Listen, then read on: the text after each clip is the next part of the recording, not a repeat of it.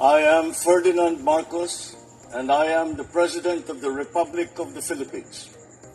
I stand today on behalf of 110 million Filipinos.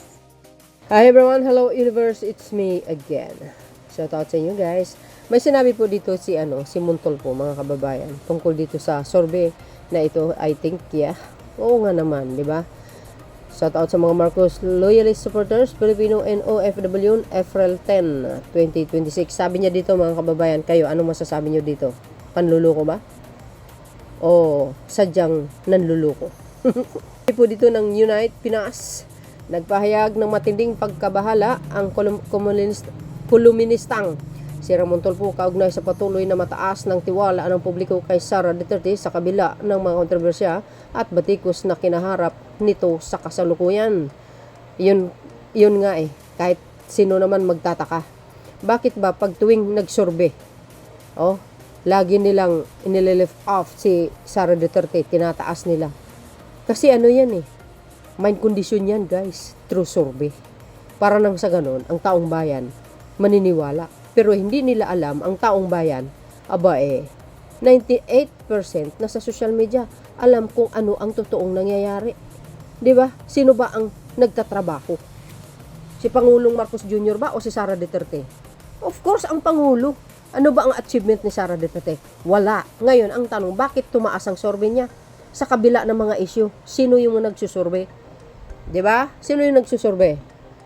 Baka naman sa side niya. Yun ang tanong. 'Di ba? Baka pro Duterte. Natural pag pro Duterte, ay tataas nila 'yan. To mind conditioning the Filipino people. Ganun lang 'yun. Sa kanyang pananaw, nakapagtataka umano na nanatiling matibay ang suporta ng taong bayan sa Vice Presidente kahit may mga pahayag at asal ito na anyay hindi naangkop sa isang mataas na opisyal ng pamahalaan. Ipinunto ni Tulfo na sa ganitong sitwasyon, mahalagay suriin kung paano naapektuhan ng impormasyon at pananaw ng publiko ang kanilang pagtitiwala sa mga leader. Yan, mga hersi-hersi mga survey siguro. I think, in my own opinion lang. Nakikita ko, gawa-gawa lang yan. Para to mind condition the Filipino people. Ganun lang yun. Diba? Diba parang obvious naman. Biro mo kung sino yung nagtatrabaho at pinakamabait na pangulo sa kasaysayan, yun pa, ang pinakamababa na survey. What? Magugulat na lang kayo, guys. At kung sino naman ang isang tao na wala namang achievement, wala lang na itulong, kundi puro pambabatikos lang sa administrasyon, yung pang mataas, hindi kayo naloka. Kahit sino magtataka. Ano nangyari? Di ba? Kaya sa ating mga babayan, maghunos dili kayo, mag-ingat kayo sa mga pinaniniwalaan nyo na nagpo-post sa social media. Alamin nyo mabuti kung totoo o hindi. Di ba? Pang mind condition yan Pero I think ang majority ng Pilipino hindi na naniniwala yan. Sabi ko nga 98% ang mga Pilipino nasa social media kaya alam nila ang galawan ng gobyerno at sino man. 'Di ba? May mga cellphone mga yan iginiit din niya na tila hindi napapansin ng ilan sa mga publiko ang mga umano'y maling gawain at mensahe na maaring maapekto sa kanyang paghusga. Ayon pa sa kanya, posibleng hindi lubos na nakikita o nauunawaan ng mamamayan ang kabuuang konteksto ng mga isyong kinaharap ng Vice Presidente dahil upang mananatiling mataas ang kanilang suporta. Ay sos, kung ang nagsurvey naman ay kaalyado niya, pro Duterte, ganun talaga mga kababayan. Totoo naman yun, di ba? Isipin nyo rin. Ano ang intensyon nitong mga to? Di ba? Para lang itaas siya, para sabihin magaling sa mamuno. Sos, Maria Josep, lack of experience nga yan lack of knowledge. Si PBBM ang totoong magaling pinuno ng bansa sa lahat ng pangulo except yung kanyang ama. Obvious ba? Yan ang hirap makita mo yung isang pangulo nagkasakit-sakit na nga sa pagtatrabaho. Patay mali pa kayo, didma kayo. Sabihin na, walang ginawa, ganito, ganun. Jesus, Maria Josep. Mga ubab lang ni mga taong ganyan. Walang utak pulbura. Ganun lang kasimple, guys. So, tama rin naman ang sinabi ni Montol po dito. Nakakabahala nga talaga. Pero I think, I hope na talaga. Ibig sabihin, I hope sa ating mga kababayan, mapanuri kayo guys, ha?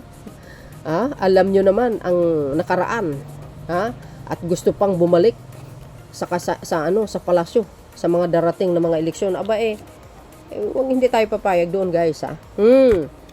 Dagdag pa ni Tulfo, mahalaga umanong maging mapanuri ang publiko at hindi basta-basta tumanggap ng impormasyon. Nang hindi ito sinusuri, anya ang kritikal ng pag-iisip ay mahalagang sangkap sa pagpili at patuloy na pagsuporta sa mga leader ng bansa. Tama naman. Maging maingat tayo guys kasi we have a power, 'di ba? We have a power through our votes.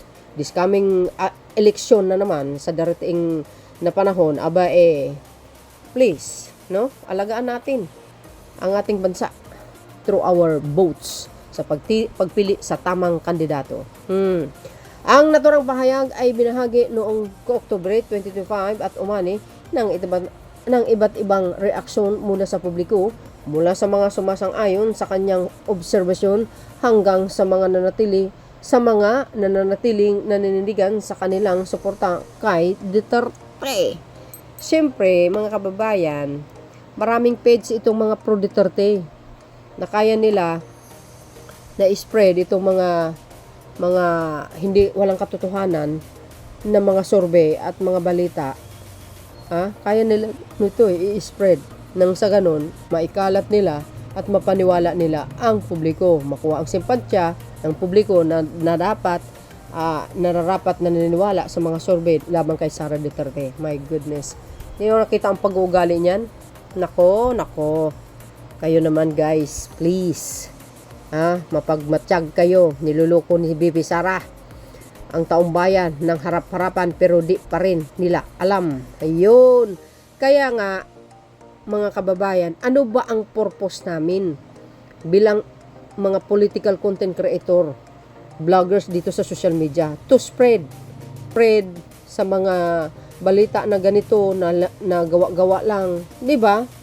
To spread the good news from the Marcos administration, to inform the Filipino peoples that the Marcos administration gumagawa ng paraan, para masolusyonan ng mga problema at ma-spread ang kanilang kawanggawa na maganda naman, magandang programa, mga proyekto, 'di ba? Na ang Marcos administration ay nagtatrabaho.